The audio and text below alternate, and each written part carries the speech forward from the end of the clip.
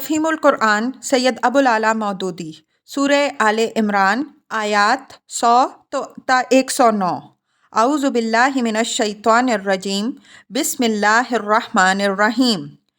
یا ایہا الذین آمنوا ان تطیعوا فریقا من الذین اوتوا الکتاب یردوکم بعد ایمانکم کافرین۔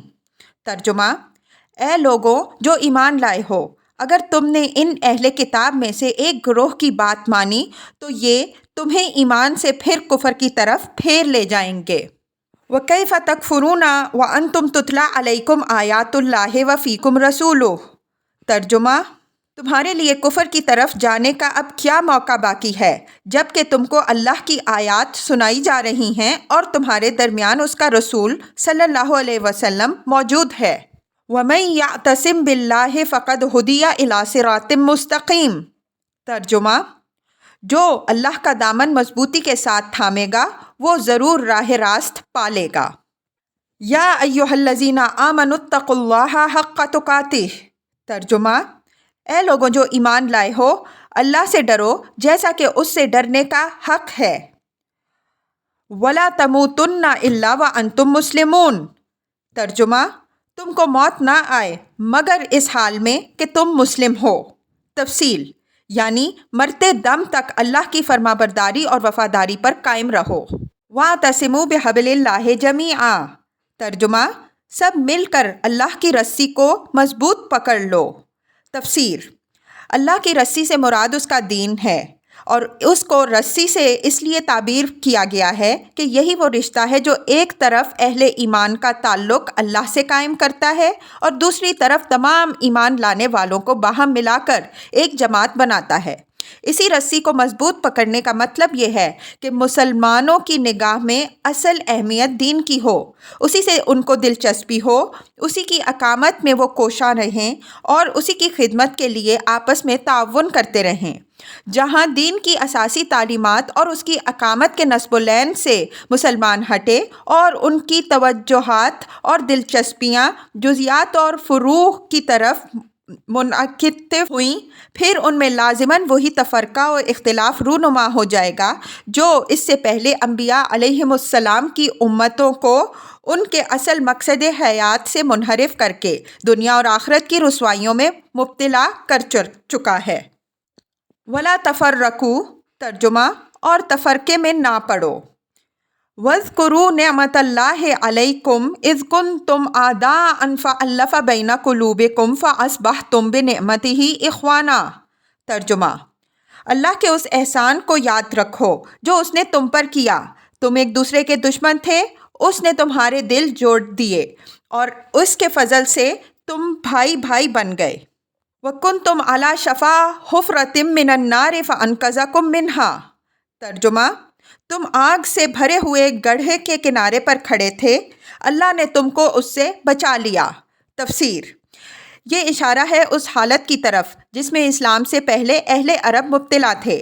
قبائل کی باہمی عداوتیں، بات بات پر ان کی لڑائیاں اور شب و روز کے طاعون، جن کی بدولت قریب تھا کہ پوری عرب قوم نیست و نابود ہو جاتی۔ اس آگ میں جل مرنے سے اگر کسی چیز نے انہیں بچایا تو وہ یہی نعمت اسلام تھی۔ یہ آیات جس وقت نازل ہوئی تھیں اس سے 3-4 سال پہلے ہی مدینے کے لوگ مسلمان ہوئے اور اسلام کی یہ جیتی جاگتی نعمت سب دیکھ رہے تھے کہ اوس اور خزرج کے وہ قبیلے جو سالہ سال سے ایک دوسرے کے خون کے پیاسے تھے، باہم مل کر شیر و شکر ہو چکے تھے، اور یہ دونوں قبیلے مکے سے آنے والے مہاجرین کے ساتھ ایسے بے نظیر احسار و محبت کا برتاؤ کر رہے تھے جو ایک خاندان کے لوگ بھی آپس میں نہیں کرتے۔ كَذَلِكَ يُبَيِّنُ اللَّهُ لَكُمْ آيَاتِهِ لَعَلَّكُمْ تَهْتَدُونَ۔ ترجمہ: اس طرح اللہ اپنی نشانیاں تمہارے سامنے روشن کرتا ہے، شاید کہ ان علامتوں سے تمہیں اپنی فلاح کا سیدھا راستہ نظر آئے۔ تفسیر: یعنی اگر تم آنکھیں رکھتے ہو تو ان علامتوں کو دیکھ کر خود اندازہ کر سکتے ہو کہ آیا تمہاری فلاح اس دین کو مضبوط تھامنے میں ہے یا اسے چھوڑ کر پھر اسی حالت کی طرف پلٹ جانے میں جس کے اندر تم پہلے مبتلا تھے۔ آیا تمہارا اصلی خیرخواہ اللہ اور اس کا رسول صلی اللہ علیہ وسلم ہے یا وہ یہودی اور مشرک اور منافق لوگ جو تم کو اس حالت سابقہ کی طرف پلٹا لے جانے کی کوشش کر رہے ہیں؟ وَلْتَكُن مِّنكُمْ أُمَّةٌ يَدْعُونَ إِلَى الْخَيْرِ وَيَأْمُرُونَ بِالْمَعْرُوفِ وَيَنْهَوْنَ عَنِ الْمُنكَرِ۔ ترجمہ: تم میں سے کچھ لوگ تو ایسے ضرور ہی ہونے چاہئیں جو نیکی کی طرف بلائیں، بھلائی کا حکم دیں اور برائیوں سے روکتے رہیں۔ وَأُولَٰئِكَ هُمُ الْمُفْلِحُونَ۔ ترجمہ: جو لوگ یہ کام کریں گے وہی فلاح پائیں گے۔ وَلَا تَكُونُوا كَالَّذِينَ تَفَرَّقُوا وَاخْتَلَفُوا مِن بَعْدِ مَا جَاءَهُمُ الْبَيِّنَاتُ۔ ترجمہ: کہیں تم ان لوگوں کی طرح نہ ہو جانا جو فرقوں میں بٹ گئے اور کھلی واضح ہدایات پانے کے بعد پھر اختلافات میں مبتلا ہوئے۔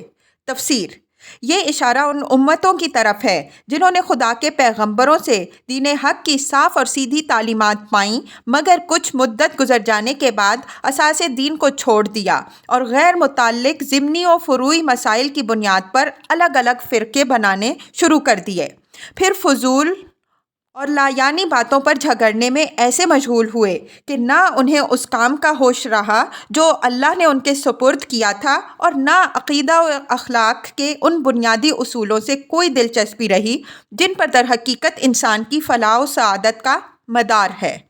وَأُولَٰئِكَ لَهُمْ عَذَابٌ عَظِيمٌ۔ ترجمہ: جنہوں نے یہ روش اختیار کی وہ اس روز سخت سزا پائیں گے۔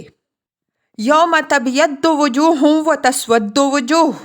ترجمہ: جبکہ کچھ لوگ سرخ روح ہوں گے اور کچھ لوگوں کا منہ کالا ہوگا۔ فَأَمَّا الَّذِينَ اسْوَدَّتْ وُجُوهُهُمْ أَكَفَرْتُمْ بَعْدَ إِيمَانِكُمْ۔ ترجمہ: جن کا منہ کالا ہوگا ان سے کہا جائے گا کہ نعمت ایمان پانے کے بعد بھی تم نے کافرانہ رویہ اختیار کیا۔ فَذُوقُوا الْعَذَابَ بِمَا كُنتُمْ تَكْفُرُونَ۔ ترجمہ: اچھا تو اب اس کفران نعمت کے سلسلے میں عذاب کا مزہ چکھو۔ وَأَمَّا الَّذِينَ ابْيَضَّتْ وُجُوهُهُمْ فَفِي رَحْمَةِ اللَّهِ۔ ترجمہ: رہے وہ لوگ جن کے چہرے روشن ہوں گے تو ان کو اللہ کے دامن رحمت میں جگہ ملے گی۔ ہم فیہا خالدون۔